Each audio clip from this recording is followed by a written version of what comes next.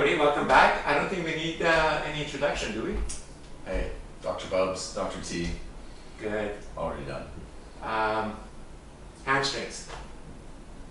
So here's what I'm thinking, Dr. Bubbs. A lot of people talk about the tightness and the stiffness in their hamstrings, right? I do think that a lot of times there's way too much tone in the system, and sometimes maybe it's not a bad idea to introduce a little bit more strength into the hamstrings. For sure, I mean, it's pretty common these days. All that posterior chain, the glutes, the hamstrings can be definitely on the weaker side and tight. You know, it's a bit of a misnomer that the tightness leads to low back pain and things like that, but it's still really important to have good mobility and good strength in those posterior chain muscles. So what have you got for us today to kind of show people at home? You know what?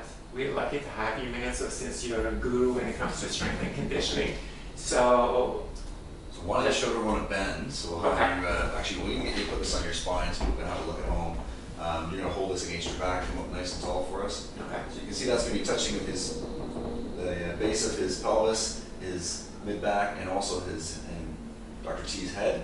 And then as he's going into his bend, he's going to it's all going to happen from the hips. So he's really just tilting the spine down and back up. So maintain those contact points as he goes through. One more time. Maintain that neutral spine. Back up. And what will happen is when you get to the point in which you're, depending on the range of motion as you come down, you'll get a point where you'll feel that pull through the hamstring, and that's when you know you've gone far enough. If you start to lose that lumbar curve, and you've maybe gone too far, but you'll feel a nice pull in the hamstrings, and that's basically get you back up. How you know you've gotten to a good position. The cool part is you can actually take this and kind of break it up from one side to the next. So why don't you show them a good single leg move here? I'll get out of the way. Just hinging from the hips and then coming right back up. So that's all going to be in that left hamstring. Let's get a couple moves there. Nice tall chest. Come on back up. I think the common problem here when people do this one, if you can give us one more there, Dr. T. Common Make problem me work, man. I mean, Jesus. He's working up a sweat here. Is when they get to here, they cave the chest. So the chest comes down towards the ground. They're actually going to arc the back the wrong way, so kind of make a mistake for it. So you just curve yourself.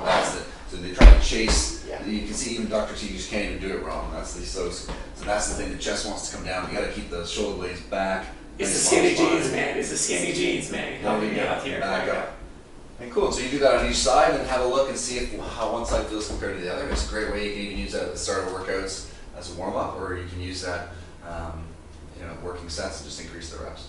Because I think one of the things that we're starting to realize that the hamstring length or any length in any muscle is regulated by the brain. It's centrally mediated, right? Yeah. So if there is too much tone, or for whatever reason your brain doesn't feel that you have the proper range or the strength or control, maybe just keep stretching it is not a good idea. Maybe introduce something else and then be able to go back.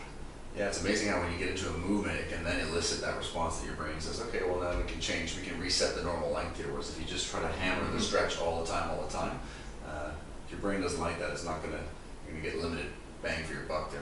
You're not gonna win that game, right? You're not gonna win that game. Okay, so hope that was helpful, and the next video is gonna be awesome. And then we have one after that where we actually gonna do some really fun stuff at a party. So we're gonna have It's gonna be epic. It's gonna be good. All right. Stay tuned.